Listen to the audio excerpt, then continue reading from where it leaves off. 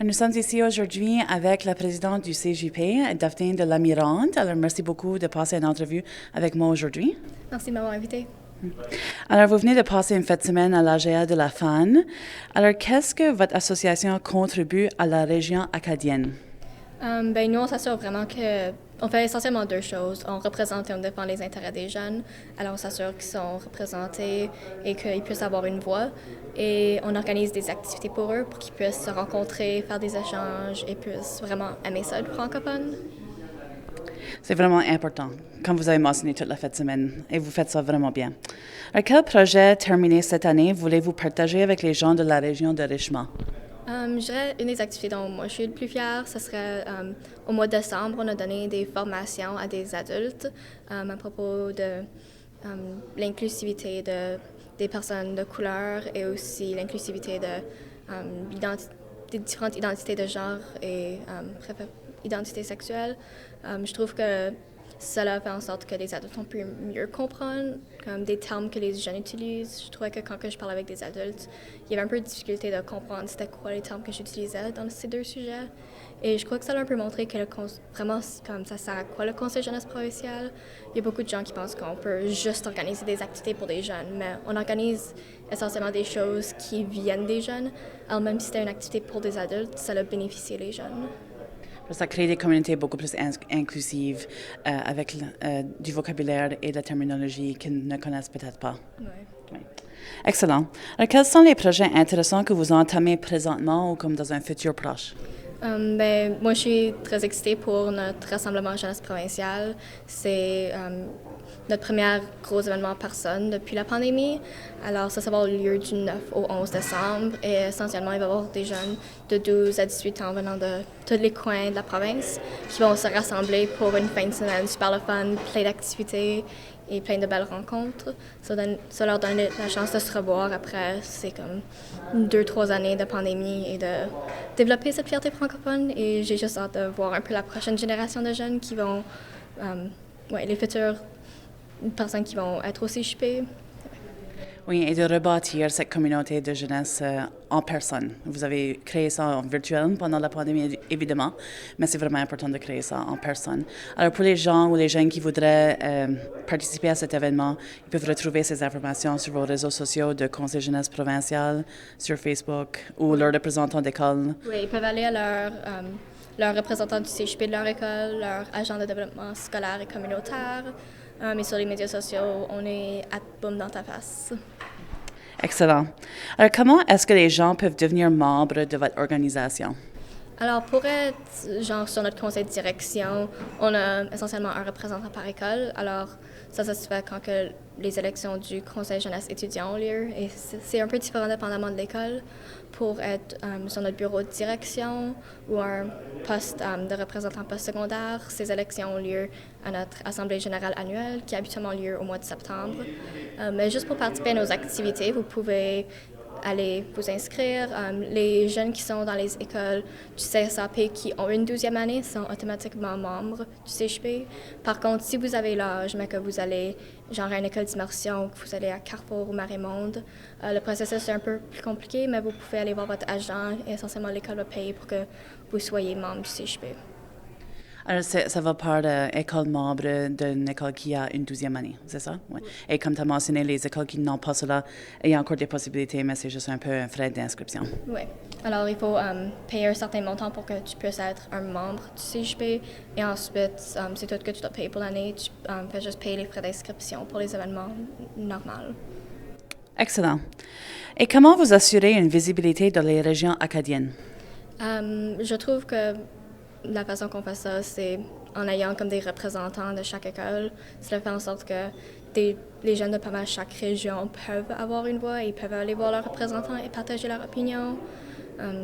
Cependant, je trouve qu'on n'a pas énormément de visibilité dans nécessairement les écoles d'immersion. Alors, c'est quelque chose qu'on a réfléchi dans le passé et qu'on continue à réfléchir, comment on peut peut-être aller toucher des jeunes qui ne sont pas au CSAP, mais qui ont quand même cette passion pour la francophonie. Et tu as mentionné plusieurs fois pendant la fête semaine pour innover les associations communautaires, d'inclure les jeunes sur leur conseil d'administration et de créer des environnements propices pour les jeunes sur leur conseil d'administration. Alors, est-ce que tu voudrais juste partager un petit peu ce message-là avec le public? Ben oui, ben essentiellement, la fin de semaine, je parlais de l'importance d'avoir des jeunes sur des conseils d'administration pour vraiment assurer que la communauté en général ait une voix. Si on n'inclut pas les jeunes sur les conseils d'administration, ça veut essentiellement dire que votre organisme représente juste des adultes, quand que vous êtes en train de passer le message que vous représentez une communauté générale. Alors en ayant des jeunes sur le conseil d'administration, ça fait en sorte que vous pouvez vraiment représenter toute la communauté acadienne et francophone. Excellent. Et venir à l'AGA de la FAN, cela a quelle signification pour votre organisme? Ben, en fin de semaine, on a actuellement amené plusieurs jeunes, pas juste les 2 délégués pour la rencontre, mais on a amené 4 jeunes et 4 employés du CHP. Et ça, c'était quelque chose qu'on voulait vraiment faire parce qu'on trouve aux AGA, il n'y a pas énormément de jeunes. Alors, on voulait amener des jeunes pour qu'ils puissent un peu savoir c'est un peu quoi le monde plus politique, avoir ces rencontres avec des gens de d'autres organismes et ils puissent apprendre plus à propos des organismes francophones et non juste connaître des choses à propos du CHP, mais aussi apprendre c'est quoi la Fédération acadienne, c'est quoi les organismes régionaux qui existent. C'est extrêmement important. Et vous avez fait un vœu aujourd'hui de demander à la FAN de considérer d'ajouter un membre plus diversifié à leur conseil d'administration. Maintenant que le conseil d'administration de la FAN est uniquement les régions membres, vous avez demandé d'avoir une représentation jeunesse au niveau du conseil d'administration. Mais ouais. Alors, ouais, c'est les organismes membres les organismes régionaux qui éluent une personne au conseil d'administration. Et de cette façon-là, les organismes régionaux, il n'y a pas énormément de chances qu'ils vont choisir des jeunes. Ils vont actuellement prendre la personne qui a le plus d'expérience sur leur CA ou la personne qui a la FAN depuis des années. Alors, ça fait en sorte que c'est très difficile pour un jeune d'être sur leur conseil d'administration. Mais ils ont présentement un sous-comité de leur conseil d'administration qui réfléchit à la gouvernance et comment ils peuvent assurer d'avoir plus de diversité, non seulement comme la diversité d'âge, mais aussi la diversité culturelle, d'identité de genre et autres choses. Parce que dans les années passées de la FAN, il y avait un secteur, quand les associations provinciales étaient membres du conseil d'administration de la FAN, il y avait un membre du bureau de direction dans ce temps-là qui était les organismes membres. Et souvent, la personne choisie venait du CJP. Alors, c'est un peu de ramener un peu cette idéologie à la FAN pour avoir la représentation de ces groupes cibles. Oui, exactement. Oui. Alors, comment est-ce que, vous l'avez mentionné aujourd'hui avec votre vœu, mais comment est-ce que la FAN pourrait mieux appuyer le conseil jeunesse provincial? Ben, essentiellement, comme que je viens de mentionner, juste de s'assurer que sur leur conseil d'administration, il y a une possibilité pour avoir un jeune pour qu'ils puissent vraiment s'assurer que les jeunes sont au cœur de leurs décisions. Parce que, comme j'ai mentionné, en ayant juste des adultes sur leur CA, ça fait en sorte que c'est vraiment un organisme qui représente juste les adultes. Alors, s'il y aurait un jeune, il serait vraiment capable de bien représenter toute la communauté acadienne et francophone. Et l'année passée, on a eu quelques rencontres avec la FAN, le CHP et la FAN. Alors, j'aimerais continuer ça cette année pour qu'on puisse vraiment leur exprimer nos besoins et qu'on puisse continuer à créer des liens avec eux. Non, c'est excellent.